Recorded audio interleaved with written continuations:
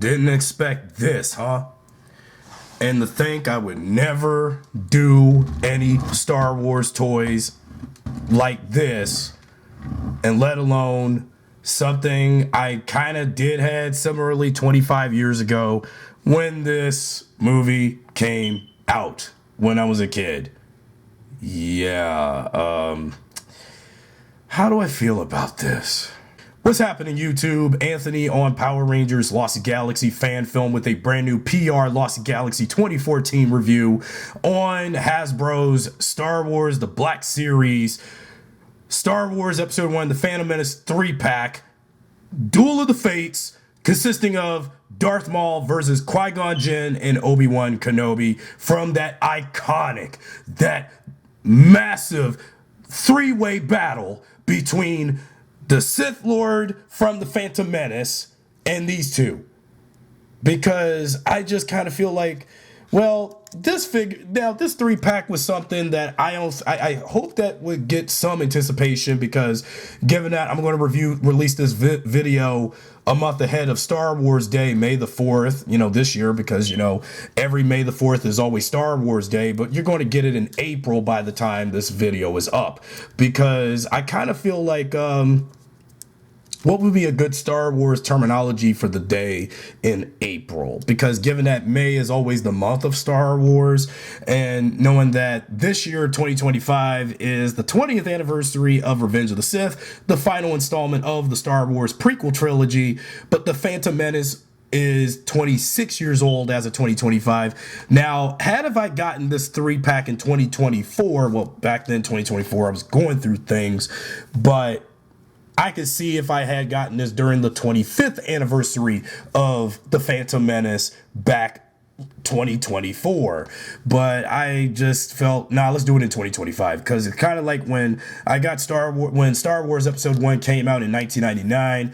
The hype was just all over the place when I was a kid, and couldn't get away from it, whether it was any product placement with everything, whether it be Mountain Dew and Pepsi, product placement, Taco Bell, KFC product placement, product placement for the video games for this movie on the original PlayStation and Nintendo 64, like Star Wars Pod Racing and all of that. And then just think about all of the amount of Phantom Menace driven stuff. And honestly, now back in the day, I've had some action figures dedicated to the Phantom Menace as a kid, but I wasn't that huge on Star Wars back then, given my nostalgia, given my history with the Phantom Menace. But man, oh boy, and I just really was hoping I would go ahead and get this 3-pack, because I got this from GameStop for $69, but the subtotal was $74 when I got it at a local GameStop somewhere. But man, I was hoping to see, is anybody going to get sized up with this Duel of the Fates on PRLostGalaxy 2014? 13 years I've been doing this channel, 12 years doing reviews on the channel later, and I would never thought I would do Star Wars action figures. Now, I'm not going to do every Star Wars character, because Star Wars, like Transformers, Power Rangers, Ninja Turtles,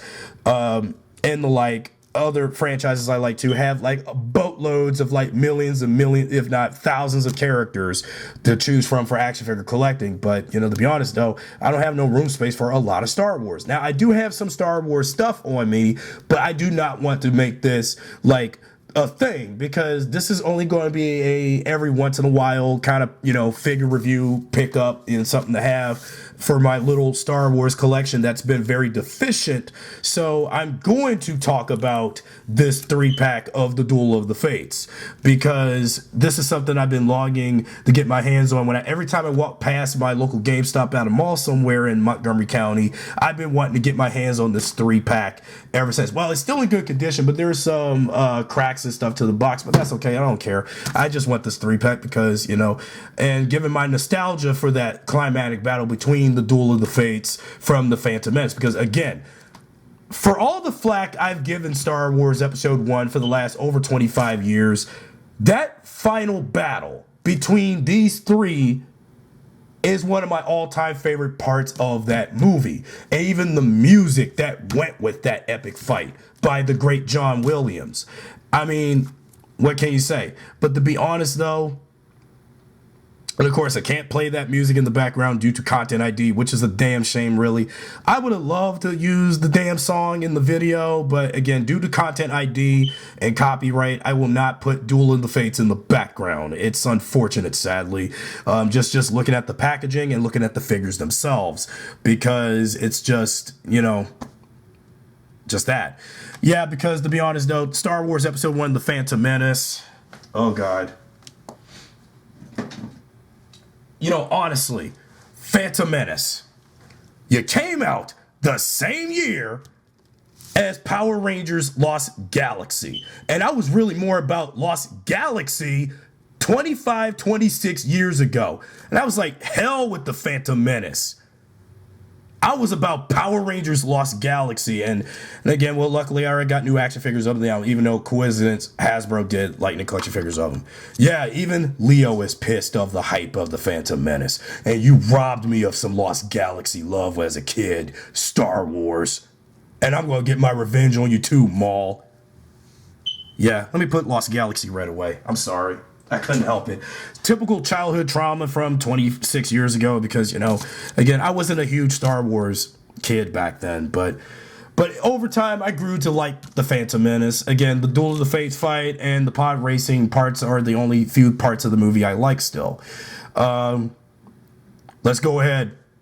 Let's rip this open and see how these figures look in detail and everything, and see how they stack up with the rest of my Hasbro figure collection. Whether it be Power Rangers Lightning Collection, Marvel Legends, and whenever I soon start G.I. Joe Classified Transformer Studio Series. So, let the Duel of the Fates begin. Alright, everybody.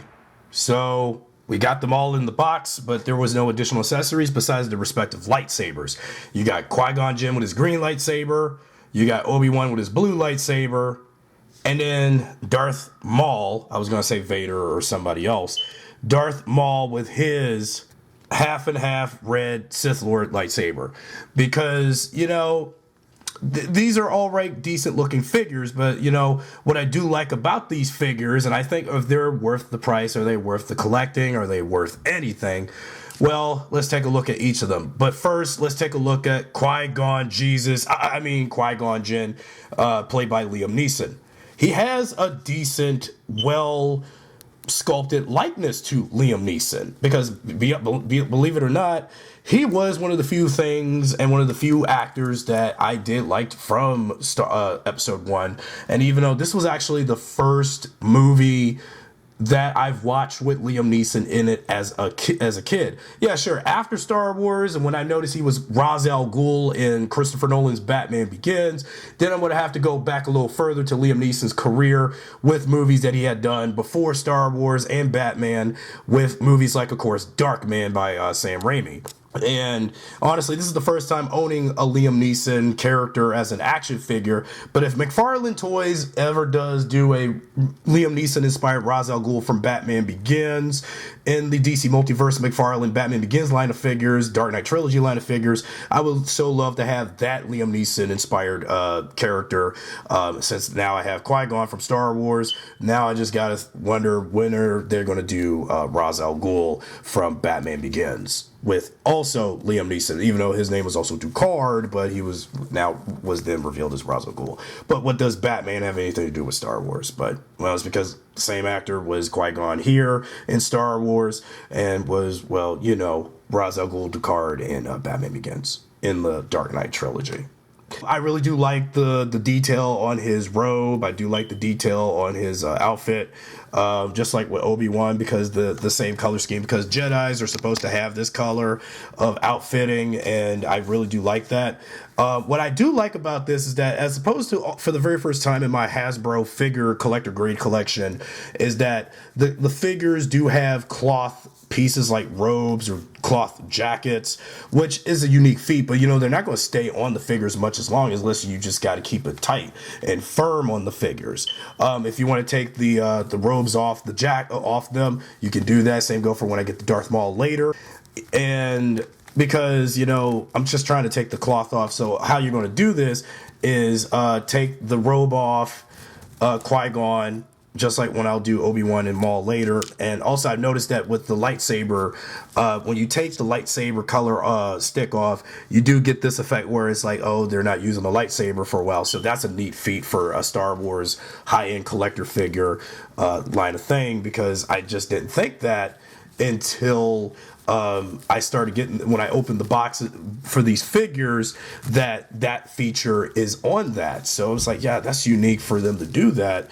Because, okay, now I got the robe off of Qui-Gon, and then you got Qui-Gon without his robe on, so put that away. And I don't mean to knock Maul over or try to knock him over and throw the robe at him. So you got Qui-Gon without the robe on, and that's pretty darn good. So he's ready to battle whoever in like he did in the film, especially him fighting Maul, because basically, when I think about it, Qui-Gon Jinn was basically the Jesus Christ of Star Wars, while Darth Maul is like the Satan, the devil of Star Wars. And I think poetically, when George Lucas did the Phantom Menace, this was kind of coincidental that you got your Jesus figure and you got your devil figure, but of, you know, science fiction fantasy. So yeah, that's kind of clever for them to do that. And I just didn't think about it, but I wasn't so huge on that kind of stuff as a kid. But hey, the semblance and the allegory between the two characters is there. While Obi-Wan Kenobi, played by the great Ewan McGregor, this is his Phantom Menace appearance. If I ever find a Attack of the Clones and Revenge of the Sith Ewan McGregor Obi-Wan figure in the Black Series, I hope to add those, so that we have 3 stages of Obi-Wan, and possibly the Obi-Wan Kenobi figure from the Obi-Wan Kenobi show on Disney Plus, if that's ever. Yeah, because this was when Obi-Wan was just Qui-Gon's appearance. And I figured when going to Attack of the Clones, when Anakin grew from child Jake Lloyd to adult Hayden Christensen, that Anakin in Attack of the Clones would have Obi-Wan's hairstyle. And yeah, because that's just how things were going to play out in Star Wars lore. And I really do like the Obi-Wan figure. And, you know, fun fact, speaking of the hype of the Phantom Menace again and giving my nostalgia, for Halloween of 1999, when I wasn't a freaking Lost Galaxy Power Ranger, I used to be Obi-Wan Kenobi for Halloween. I had the costume, which was fine, but the face mask, the plastic mask of Obi-Wan, didn't seem right on me, so it was best just wear the outfit and get a lightsaber toy for my Halloween costume of Obi-Wan Kenobi.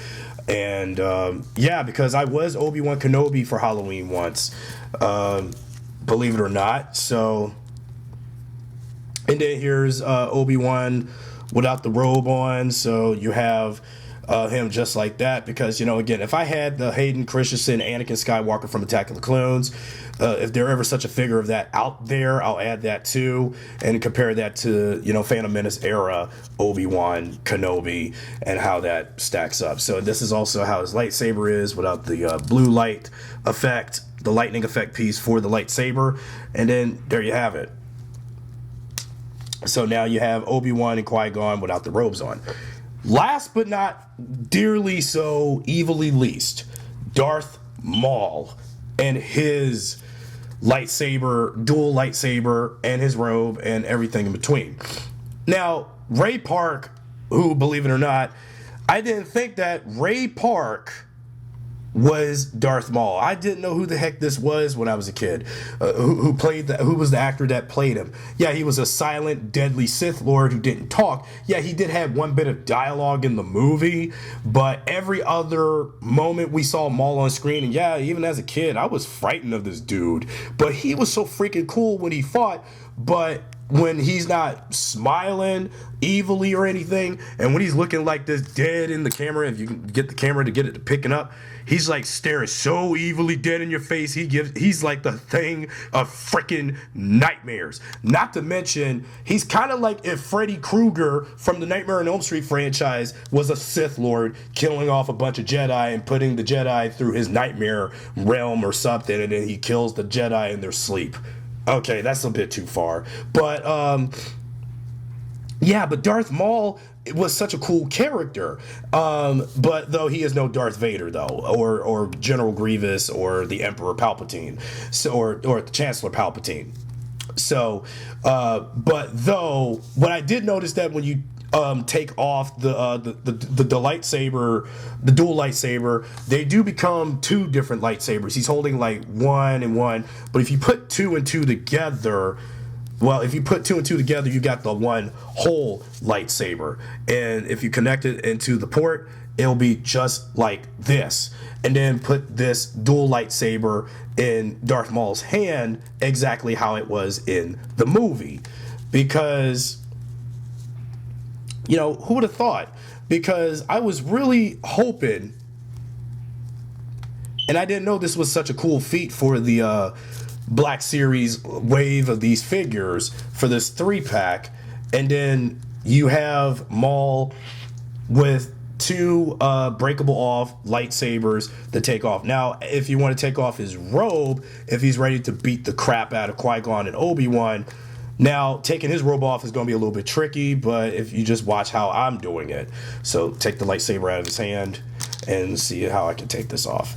So if you want Maul, take the robe off, yeah, because, you know, his is a little bit more satin-like, but I'm just going to try to take it off while I can. So you got his robe off. And then this is Darth Maul without his robe on. I mean, without the cloak on. I don't know why I keep saying robes. I meant cloaks for all three of these guys. And you have the, you know, lightsabers in his hand. So we got to put the lightsabers back in his hand. And he's ready to, you know, battle the two Jedi. And, you know, you just got to try to get it into the port. Because that's going to be also tricky. Because, again, I had to take off the cloak. And then you have Darth Maul with his dual lightsabers together, just like in the movie. And he is just, even an action figure form for a high-end collector figure, he is very menacing and very evil. And just see how he just stacks up. And I really do like Darth Maul. I do. And even though he was just one-off in the Phantom Menace, but surprise, surprise, who would have thought he would come back in Solo, a Star Wars story, the Han Solo prequel film that was a flop. Yeah, thanks Disney for making that not do so well, because people bitched out about The Last fucking Jedi. But I kind of think that, and I've noticed that in the years after the Phantom Menace, Darth Maul has had a major resurgence in Star Wars media after this movie. So, yeah, and I even had a Darth Maul action figure, or I don't know. And also, another fun fact, speaking of Star Wars Halloween costumes, again, since this movie came out. My brother, rest in peace, Austin, this figure and this review is for you. You used to be Darth Maul for Halloween, and I will never forget that. You were Darth Maul for Halloween, as I was your Obi-Wan Kenobi, the face, but since it was just only the two of us, I was Obi-Wan and you was Maul. So, yeah, it's kind of crazy because my brother was into the dark side, and I was kind of somewhat a Jedi. But now it seems like I've joined the dark side, and whoever to be on, you know, on the light side with the Jedi, you know, and I just kind of feel like, you know, I'm kind of like, as I've gotten older, I've grown to be more of a Sith Lord than I am a Jedi now, because, you know, don't pester with me. So let's take some images and good looks at how they're fighting for some poses, and then we are done with the review, because, man, this is going on a little longer because I've ranted a lot. I apologize for not coming up with anything unique for the posing, but I just don't want to make this review any longer than it actually does. But here's probably what is a pose for the thumbnail of the video, if it will get your attention to click on it. But okay, so you have Obi-Wan and Qui-Gon facing Maul like in the film, but even though it's not in my best of recreating that effort, but hey, at least it's something that's close to Duel of the Fates in the movie. So yeah, because I really wanted to, you know, try to make sure things look just right and screen accurate as possible. And, you know, because it's really darn good, because I just really have longed to, you know, get this set. And even though this is one of many Star Wars figures I've been longing to get my hands on, And probably out of curiosity, even though I don't want to collect too much Star Wars, given that the world is already burnt out from the franchise courtesy of Disney. Let's look at some articulation points and give my overall final verdict that this was worth the price.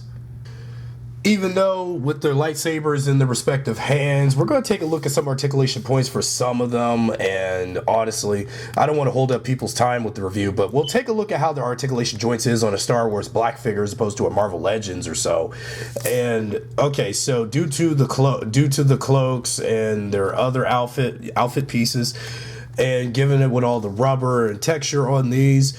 So we'll take a look at Darth Maul for a moment and take a look at some articulation points, how a Star Wars black figure is, since this is the first time owning a Star Wars Black Series figure for the first time on my channel. So like with Marvel Legends, let's look at see if there's any butterfly joints. There's plenty of butterfly joints to go with the figure, especially depending on how much rubber there is on some of the wardrobe pieces for the characters, like on Darth Maul, for example. So you had a butterfly, joint on the shoulders, spreading open and closed. So you have that, and then the hands do move very well and swivel around as well. And then even have them posing just like this. And then elbow crunches, just fair and fine. But what about the knee crunch? The knee crunches are really impressive and also especially on Maul, and the ankle pivot, that good too as well. And see on the other leg, wow, that's real impressive. I'm like, how come I can get some good articulation points on Star Wars figures, but Marvel and their Marvel Legends stuff, I just will never understand. It will never escape me. But again, this is the first of many Star Wars figures I will collect from Hasbro for the Black Series for us serious high-end collectors. But yeah, and then even take a look at Obi-Wan, for example, because Qui-Gon has like the same color scheme as Obi-Wan, but even though Obi-Wan's outfit is more brighter than Qui-Gon's. Okay, so if you take the hand out of the grip of the lightsaber, elbow crunches is due to their outfits. You can't really further bend their elbows all the way because due to the way how the outfit is sculpted on the upper part, you can move the torso and waist around, so like you're twisting them around, and also the head joint, and also due to Obi-Wan, because also on Qui-Gon. Unfortunately, with Qui-Gon Jinn, due to his long hair, you can't really turn his head all the way due to the back of the hair. So that's another thing that's, you need to take notice of if you're going to get this 3-pack and the figure. But Obi-Wan, you can have more head movement with him because he only has this little small stringy ponytail, just like Anakin in Attack of the Clones. So you could turn Obi-Wan's head around very well. As for his knee crunches is pretty darn good, but although I say Darth Maul had better articulation than these two.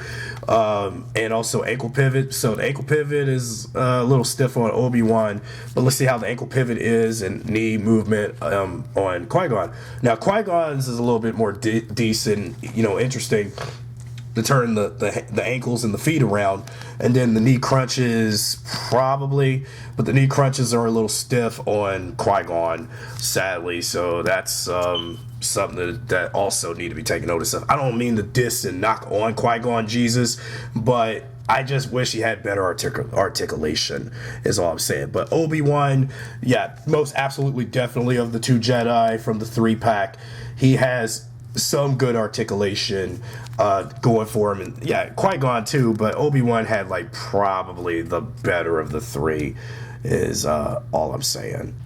So in conclusion, this 3-pack of Duel of the Fates, consisting of Qui-Gon, Obi-Wan, and Darth Maul from the Phantom Menace, definitely, and I mean definitely a must-have for someone who grew up with the Star Wars prequels as a 90s, early 2000s kid, teenager. But you gotta admit, this 3-pack may be expensive as heck, but even if I got it for a cheaper price at GameStop than paying $130 for this on Amazon or so, this was kind of worth the price. It kind of was worth it. It was kind of worth picking up, because for someone who was a prequel trilogy, kid, I had to have it because, you know, I don't have that much Star Wars stuff in my collection as a child, you know, when I was a kid, because again, I wasn't that big on Star Wars, but I've had played with toy lightsabers that did light up or so, but I didn't really have that much Star Wars paraphernalia to play with or anything. Maybe a play set of the Millennium Falcon from the original trilogy stuff, but that's just about it. But I just was just never that big on Star Wars. Now, I may probably start collecting Star Wars stuff. I do have a Star Wars video game like Battlefront 2, the newer one on PS4, and the original Battlefront 2 on PS2 and all that, but I kind of feel as though maybe I need to do more Star Wars than it's worth. And even though I did do a Darth Vader lightsaber review on the channel back in the day, but I don't think that caught on with people. But will this catch on with folks? Well, find out when you ever have the chance. So if you enjoyed this video or anything, if this review does well, I'll probably for anybody who's a huge Star Wars fan, to do any reviews that they would like to see me do of the Black Series, because who cares what some of those anti-Lucasfilm and such people think of Star Wars. Personally, I don't really care. Star Wars is Star Wars, just like how Power Rangers is Power Rangers, Transformers is Transformers, and all that. But I really like this 3-pack, though it may not be worth the price. But hey, I do like these figures because if you were a child of the 90s, early 2000s that grew up on the prequels like I did, you would get a kick out of this 3-pack if you ever have the chance to buy it. So anyway, if you enjoyed this video, be sure to subscribe, drop a like, share this video with your friends, and I'll see you guys next time with a brand new review, whether it be Star Wars, Marvel, Power Rangers, Transformers, and the like from Hasbro. Anyway, thanks for watching.